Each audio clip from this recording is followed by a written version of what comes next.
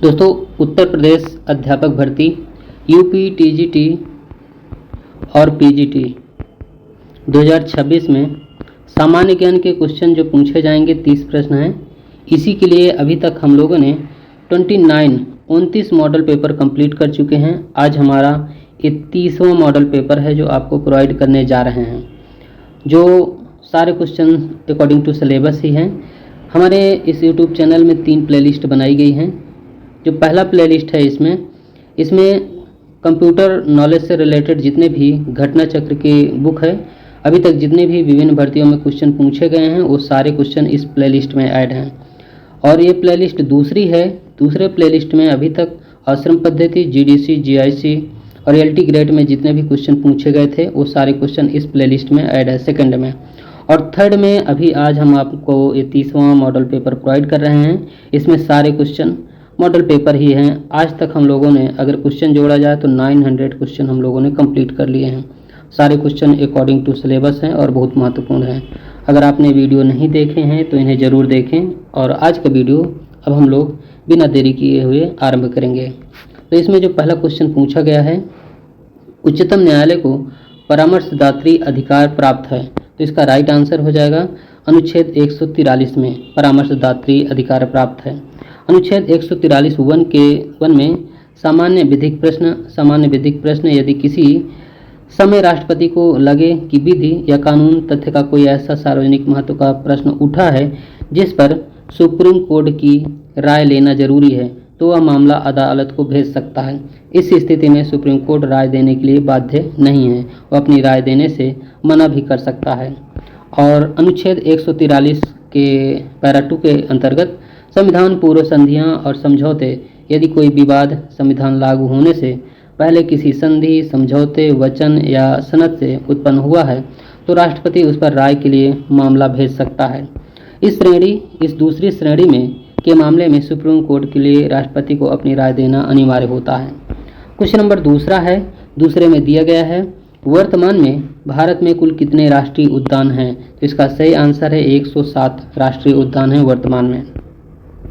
और यह देश के कुल भौगोलिक क्षेत्रफल का 1.35% हिस्सा कवर करते हैं, जो 107 राष्ट्रीय उद्यान हैं, नेशनल पार्क। क्वेश्चन नंबर तीसरा है, तीसरे में दिया गया है निम्नलिखित में से कौन सा एक सुमेलित नहीं है, तो पहला इसमें इसका जो राइट आंसर है सी ऑप्शन है राष्ट्रीय उद्यान।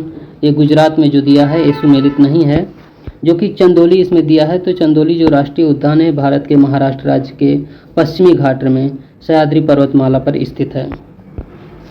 यह उद्यान महाराष्ट्र के 4 जिलों को कवर करता है। इसमें सांगली डिस्ट्रिक्ट है, सतारा डिस्ट्रिक्ट है, कोल्हापुर डिस्ट्रिक्ट है और रत्नागिरी डिस्ट्रिक्ट की सीमा को कवर करता है।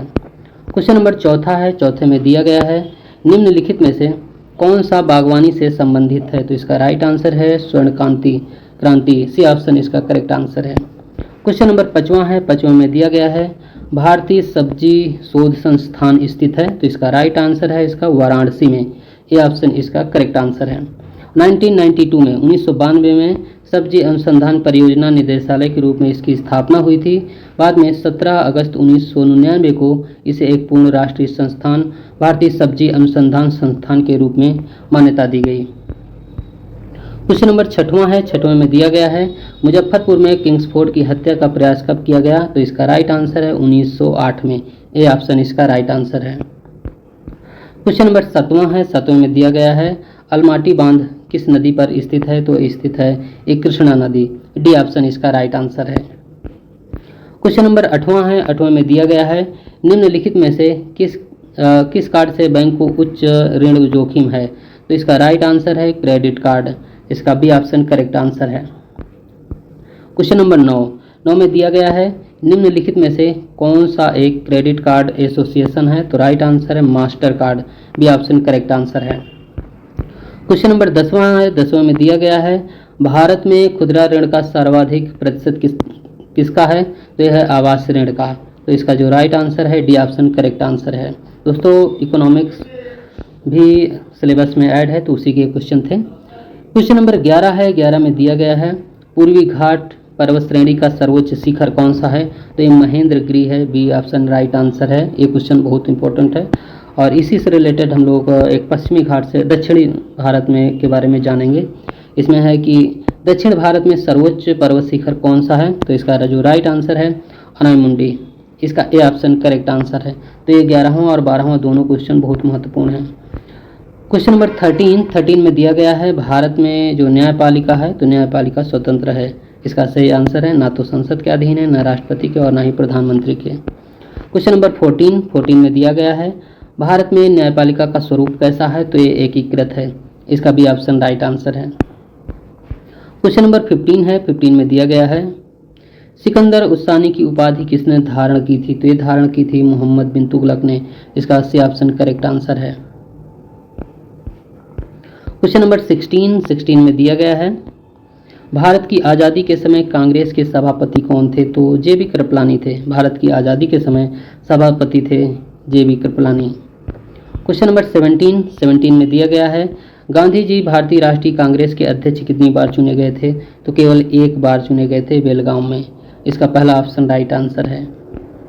क्वेश्चन नंबर 18 में दिया गया है भारत की आज़ादी के समय कांग्रेस के सभापति कौन थे? तो इसमें एक क्वेश्चन रिपीट हो गया है जो जे.बी. कृपलानी है। क्वेश्चन नंबर 19 में दिया गया है निम्नलिखित में से कौन भारत छोड़ो आंदोलन में शामिल नहीं था? तो डॉक्टर राजेंद्र प्रसाद थे जो भारत छोड़ो आंदोलन में शामिल नहीं थे। महात्मा गांधी, पटेल जी और जवाहरलाल नेहरू ये सभी शामिल थे। क्वेश्चन नंबर 20 में दिया गया है लॉर्ड हार्डिंग ने बंगाल विभाजन किस वर्ष रद्द किया था? तो ये रद्द किया था 1911 में।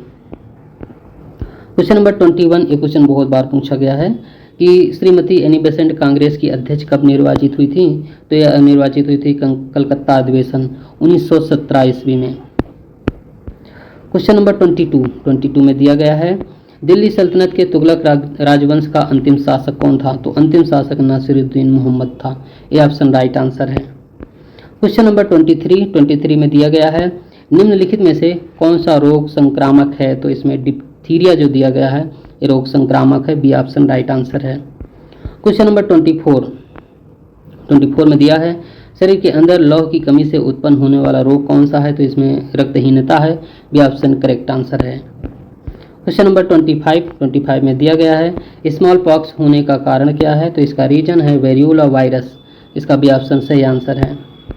क्वेश्चन नंबर 26 में दिया है इनमें से कौन सा विषाणु जनित रोग है? तो इसमें जो खसरा है वो विषाणु जनित रोग है। क्वेश्चन नंबर 27 में दिया गया है पोलियो रोग निम्नलिखित में से किस प्रकार के जीव के कारण होता है? तो ये विषाणु की वजह से होता है। इसका ये ऑप्शन सही आंसर है। क्वेश्चन नंबर 28 में दिया गया है इंसुलिन की कमी के कारण निम्नलिखित में से कौन सी बीमारी होती है? तो ये मधुमेह होता है। ये ऑप्शन राइट आंसर है। क्वेश्चन नंबर 29 में दिया है भारतीय राष्ट्रीय कैलेंडर का प्रथम महीना कौन सा है? तो ये चैत्र है। इसका डी ऑप्शन राइट आंसर है। क्वेश्चन नंबर 30 दिया गया है शक संवत पर आधारित राष्ट्रीय पंचांग का अंतिम मास कौन सा होता है? तो ये फाल्गुन होता है। इसका डी ऑप्शन राइट आंसर है। 30 क्वेश्चन पूछे जाते हैं हमारे सिलेबस में, लेकिन 2-3 क्वेश्चन और कवर करेंगे जो आसान एकदम क्वेश्चन है।